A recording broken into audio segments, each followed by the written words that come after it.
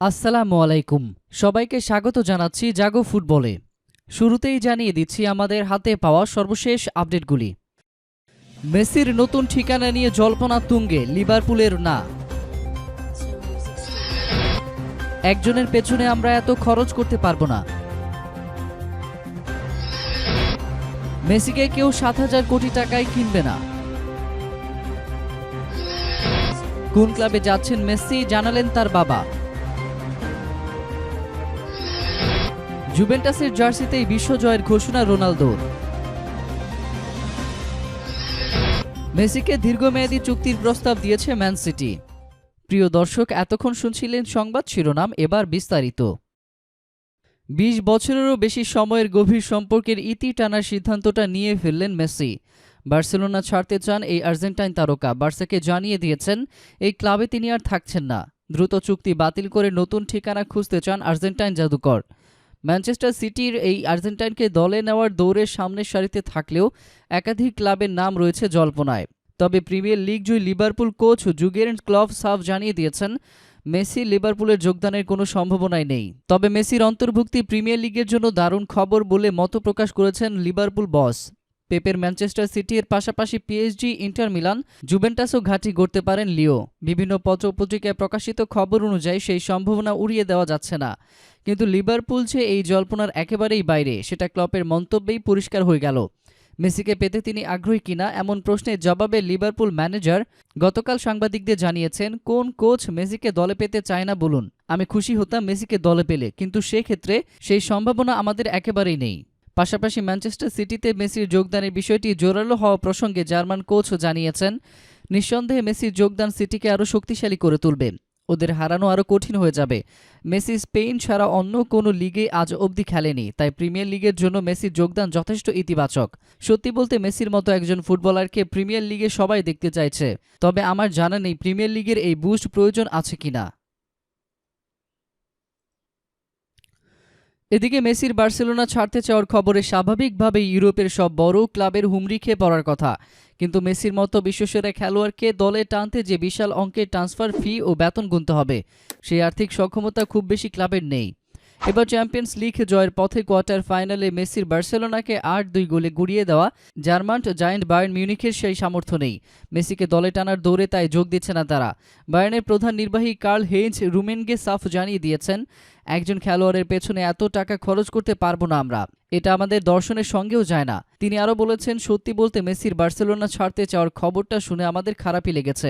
বার্সেলোনার ইতিহাস লিখেছেন মেসি, আমাদের মতে বার্সাতেই ক্যারিয়ার শেষ করা উচিত তার। অন্যদিকে বাই আউট ক্লজের ৭০০ মিলিয়ন ইউরো পরিশোধ করে মেসিকে কিনে নিতে হবে অন্য ক্লাবকে, এমন দাবিতে অটল বার্সেলোনা। মেসির সঙ্গে চুক্তিপত্রও তাই বলছে। নিয়ম অনুযায়ী প্রতি মৌসুমের শেষে জুনের ১০ তারিখের মধ্যে ক্লাবকে কিছু না জানানোয় মেসির ফ্রি ট্রান্সফারের সুযোগ থাকছে না। যদিও এরই মধ্যে একটি কিন্তু খুঁজে বের করেছেন মেসির আইনজীবী।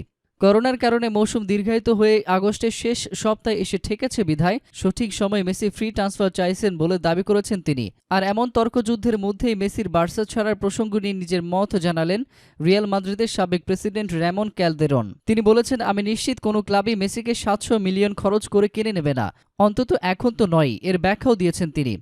এক স্প্যানিশ সংবাদ মাধ্যমে দেওয়া সাক্ষাৎকারে রেমন বলেছেন, মেসিকে দলে নিতে পারবে এমন ক্লাবের প্রেসিডেন্ট হতে পারলে আমি আনন্দিত হতাম, কিন্তু তার বয়স এখন ৩৩, বড়জোর আরও ৩ থেকে ৪ বছর নিজের সেরা সময়ে থাকবেন মেসি, তাই ট্রান্সফার ফির বিষয়টা নিয়ে আরও চিন্তাভাবনা করা উচিত।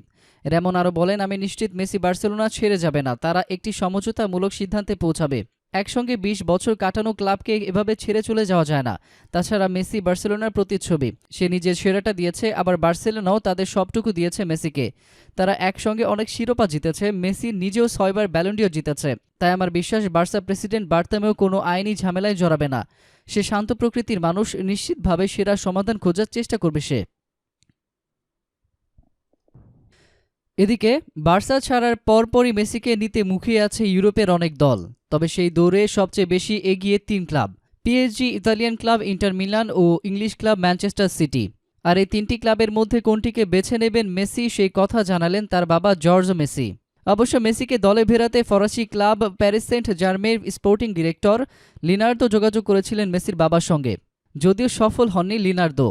ছেলের ভবিষ্যতের ব্যাপারে জর্জ মেসির ভাবনাটাই অন্যরকম।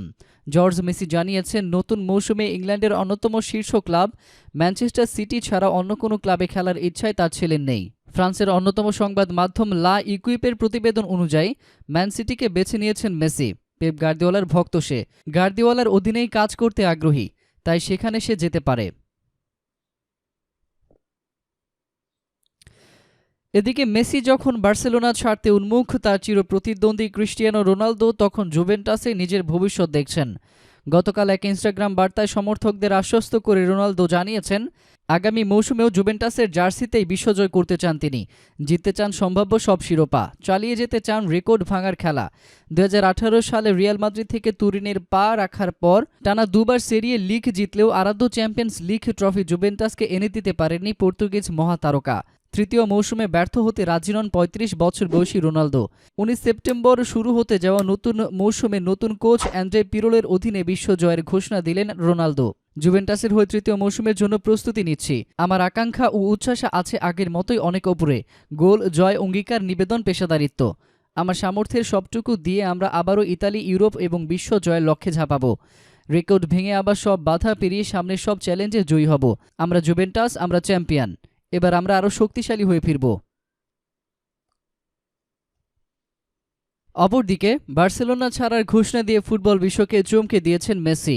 বর্তমান বিশ্বের সবচেয়ে সেরা খেলোয়াড়কে পাওয়ার লড়াইয়ে এরই মধ্যে ময়দানে নেমে পড়েছে বেশ কয়েকটি জায়ান্ট ক্লাব।